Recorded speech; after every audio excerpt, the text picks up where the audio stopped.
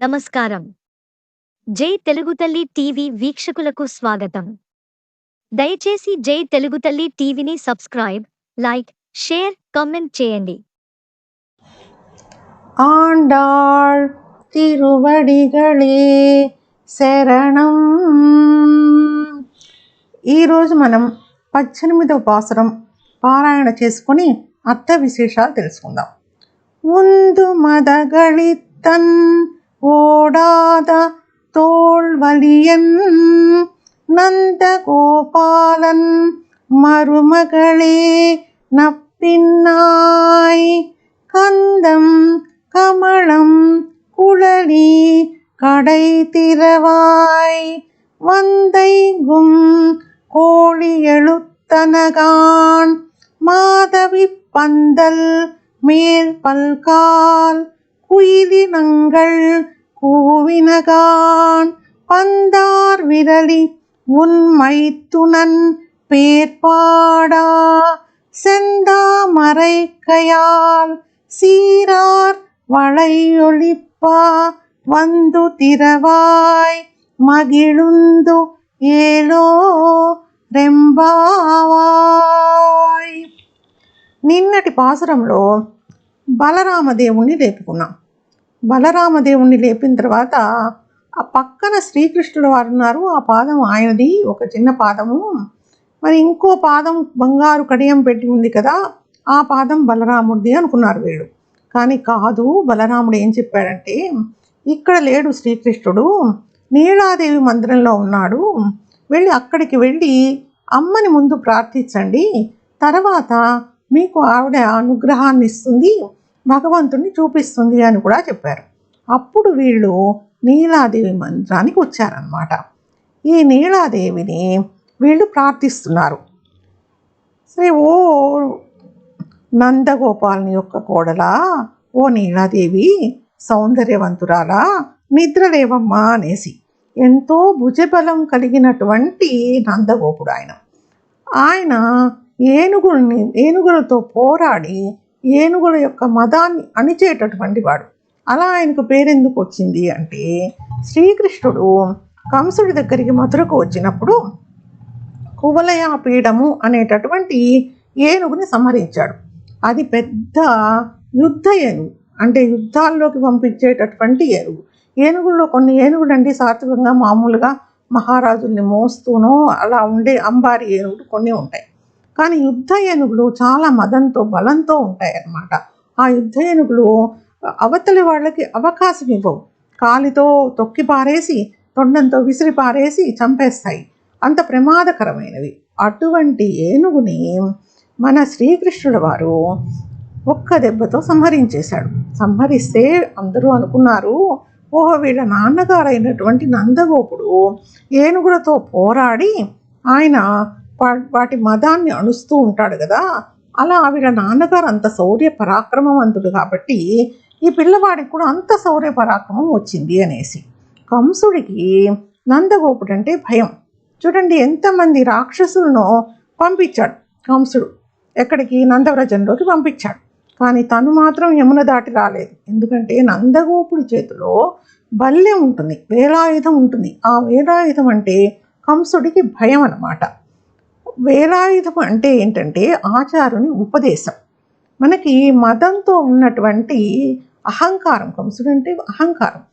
ఆ మదం ఎట్లా వస్తుందంటే, డబ్బు ఉంది, ధనం ఉంది, మనకి చదువు ఉంది, మనకి కావలసినంత విజ్ఞానం ఉంది, కాబట్టి మనము ఏమైనా చెయ్యగలము, కులం ఉంది, ఏమన్నా చెయ్యగలము అనుకునేటటువంటి మదం పైకి లేస్తుంది అన్నమాట. లేచినప్పుడు ఆచారుల ఉపదేశం వల్ల ఆ మదము, ఏనుగు అంటే ఆ మదము నశించిపోతుంది.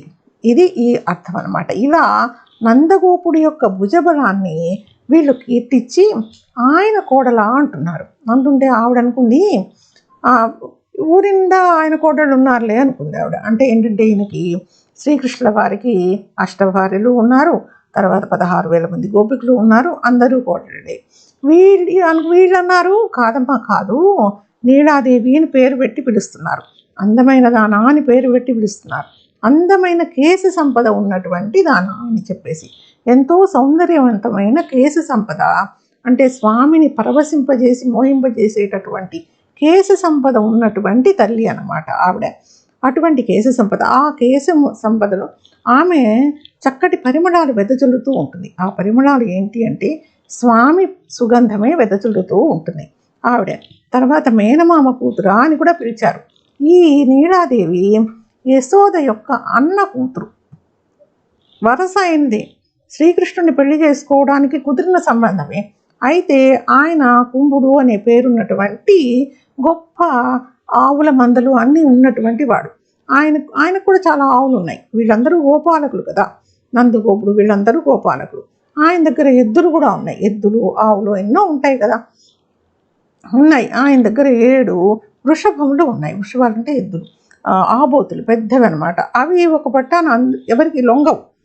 ఈయన ఏమన్నాడంటే, నా కూతుర్నిచ్చి పెళ్లి చేస్తాను, కానీ నువ్వు ఆ ఎద్దులన్నిటిని కూడా ఒకే తాటికి కట్టాలి అని చెప్పి ఆయన షరతు పెట్టాడు. అప్పుడు మన శ్రీకృష్ణుడు వారు ఆ ఎద్దుల్ని ఒకే తాటికి కట్టివేసి ఈమెను పెళ్లి చేసుకున్నాడు అనమాట. అంటే ఎంతో పరీక్షలో నెగ్గి ఆమెను పెళ్లి చేసుకోవడం కోసం వచ్చాడు. కాబట్టి శ్రీకృష్ణుడికి ప్రియమైన పత్నివి నువ్వు, లేచిరామ్మా అని చెప్పి పిలుస్తున్నారు. ఆమె చేతిలో వీళ్ళు వెళ్ళి తలుపు కొంచెం తెరిచి చూస్తున్నారు. తెరిచి చూస్తుంటే ఆవిడ పడుకోనుంది, నిద్రపోతుంది, పడుకొని ఉంటే ఆ చేతిలో ఒక బంతి ఉంది, పూల బంతి ఉంది. ఆ బంతిని చూసి వీళ్ళు రాత్రంతా బంతి ఆట ఆడి అలసిపోయి బంతి చేతిలో పట్టుకొని అలాగే పడుకుంది. స్వామితో పక్కన స్వామి ఉన్నాడు, బంతి చేతిలో పట్టుకొని పడుకుంది అని వీళ్ళు అనుకున్నారు. ఆవిడ ఆ బంతి ఏమిటంటే విశ్వము సృష్టి చేసి స్వామి అలసిపోయి ఆ ప్రళయకాలంలో విశ్వాన్ని తన దగ్గర రక్షించుకుంటాడు స్వామి. అటువంటప్పుడు ఆమె బంతిని రక్షిస్తూ ఉంటుంది. స్వామిలో సగభాగం తల్లి అనమాట. లక్ష్మీ నారాయణుడు వాళ్ళిద్దరూ కూడా. అంటే పురుషకారం, లక్ష్మికి మరో పేరు పురుషకారము అని పేరు. ఆమె స్త్రీ అయితే ఆయన నారాయణుడు. ఆయనకి పూర్ణత్వాన్ని కలిగిస్తుంది తల్లి. అందుకని ఆమె లేనిది ఆయన ఉండలేడు. సృష్టించడము, విశ్వాన్ని పరిపాలించడము, ఈ కార్యక్రమాల్లో కూడా ఆవిడ తోడుగా ఉంటుంది ఆయనకి. కాబట్టి ఆమెను విడిగా స్వామి నుంచి విడిగా ఉండేటటువంటి పరిస్థితి లేదు.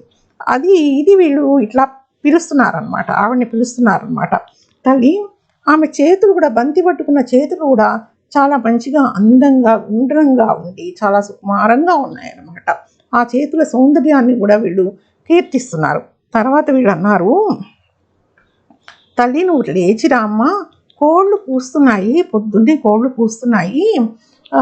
ఈ నీ చేత నువ్వు పాట పాడితే లేచి వచ్చి కొన్ని కోయిలలు, మాధవీలత మీద కోయిలలు ఎదురు చూస్తూ ఉన్నాయి కూస్తూ. ఏంటంటే ఆవిడ వచ్చి పొద్దున్నే వాటికి పాటలు నేర్పిస్తుంది. ఆ పాటలు అవి మళ్ళీ వల్లె వేస్తాయన్నమాట. అలా వల్లె వేసుకుంటూ అవి అరుస్తూ ఉన్నాయి, కూస్తూ ఉన్నాయి, నువ్వు లేచిరామ్మా అని చెప్పి. అంటే ఈ అర్థం ఏంటంటే, కోళ్ళు అంటే ఏంటంటే గురువులు, ఆచార్యులు, శిష్యుల్ని తీసుకొని ఆచార్యులు వాళ్ళు ఉపదేశాలు ఇస్తున్నారు. తర్వాత ఆళ్వార్లు మాధవీలతపై ఆవిడ దగ్గర నేర్చుకోవాలని కోయిళ్ళు ఏంటంటే ఆళ్వార్లు. వాళ్ళు దివ్య ప్రబంధాన్ని పొద్దున్నే పారాయణ చేస్తూ గానం చేస్తూ ఉన్నారన్నమాట. పొద్దున్నే వైష్ణవాలయాల్లో దివ్య ప్రబంధాన్ని గానం చేస్తూ ఉంటారనమాట. అలా గానం చేస్తూ ఉన్నారు. ఇక నీ భావన గురించి మేము పాటలు పాడుతూ కీర్తిస్తూ ఉన్నాము, నువ్వు లేచిరా అమ్మా అని చెప్పారు. ఆవిడ లోపల నుంచి అంది, మీరే రండి అని చెప్పింది. అంటే వీళ్ళన్నారు, కాదుగా తల్లి, నువ్వు వయ్యారంగా నడిచి రావాలి, నువ్వు నడిచి వచ్చేటప్పుడు నీ గాజుల గలగల ధ్వని వినిపించాలి, నీ సౌందర్యం మేము చూడాలి, నీ సౌందర్యం వల్ల మేము చూసినందువల్ల మా కంటిలో ఉండే దోషాలు పోతాయి, అలాగే నీ గాజుల ధ్వని వినడం వల్ల మా చెవులకు సోకిన దోషాలన్నీ పోతాయి, అలాగే నీ మాట వినిపిస్తుంది కదా మాకు, ఆ మాట వల్ల మా వాక్కులో ఉండే దోషాలు పోతాయి, అలాగే నీ సుగంధం మా నాసికలో ఉండే దోషాలను తీసివేస్తుంది, అలాగే నువ్వు తాకినప్పుడు స్పర్శ ఉంటుంది, నువ్వు తలుపుని తాకుతావు కదా గడియ తీయడానికి, స్పర్శ ఉంటుంది కదా, ఆ స్పర్శ వల్ల మేము ఇతర వైపు తాకుతాం తలుపుని తాకినప్పుడు ఆ స్పర్శ వల్ల మా శరీరానికి ఉండే దోషాలన్నీ పోతాయి తల్లి, నువ్వే లేచి రావాలమ్మా అని చెప్పి వీళ్ళు ప్రార్థిస్తున్నారు. అసలు మామూలుగా తల్లిని ఎలా ప్రార్థించాలి, ఎలా తల్లి అనుగ్రహం ఉంటే స్వామి అనుగ్రహం ఉంటుంది అని ఈ పాసురంలో ప్రత్యేకంగా చెప్తున్నారన్నమాట.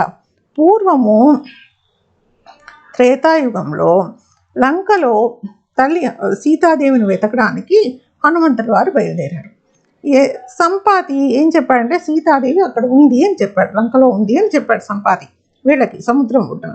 సరే హనుమంతుడి వారు లంఘించి సీతాదేవిని వెతకడానికి వెళ్తున్నాడు. సీతాదేవిని వెతికి ఎంతసేపటికి కనిపించలేదు.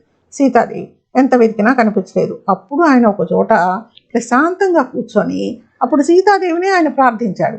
తల్లి, నువ్వు జనక మహారాజుకి ఎలా అయితే నీ అంతట నువ్వే ఆయన మీద అనుగ్రహం కురిపించాలి, ఆయన కూతురుగా ఉండాలి అని చెప్పి నువ్వు నీ అంతట నువ్వే ఎలా భూమిలోంచి ప్రకటితమయ్యావో అలా నువ్వు నాకు కనిపించు తల్లి, నీ అనుగ్రహాన్ని నా మీద కురిపించు తల్లి అని చెప్పి ప్రార్థన చేసిన తర్వాత సీతాదేవి ఆయనకి కనిపించిందనమాట. ఇప్పుడు అలాగే ఈ నీలాదేవిని కూడా వీళ్ళు ప్రార్థిస్తున్నారు. నీ అనుగ్రహం కావాలమ్మా, మేము కొద్దిగా తెలివి తెచ్చుకొని వచ్చాము. బలరాముడు చెప్పాడు, ముందు తల్లి అనుగ్రహాన్ని ప్రార్థించండి మీరు అని చెప్పి.